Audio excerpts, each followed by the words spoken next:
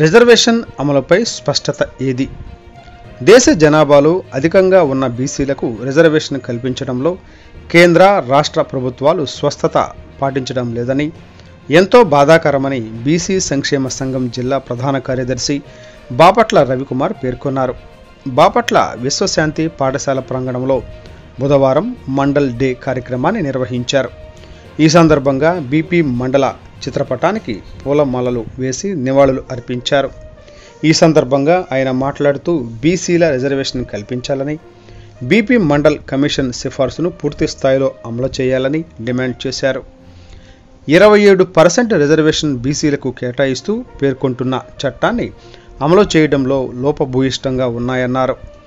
ఇటీవల కాలంలో ప్రకటించిన ఈ డబ్ల్యూఎస్ రిజర్వేషన్తో బీసీల రిజర్వేషన్కు గండిపడే అవకాశం ఉందని, దానిపై స్పష్టత ప్రకటించాలని ఆయన డిమాండ్ చేశారు. ఈ కార్యక్రమంలో బీసీ సంక్షేమ సంఘం జిల్లా కార్యదర్శి ఎన్ఎస్పి రాజు, యువజన సంఘం అధ్యక్షుడు గోపీనాథ్, నాగూర్, రాజశేఖర్ తదితరులు పాల్గొన్నారు.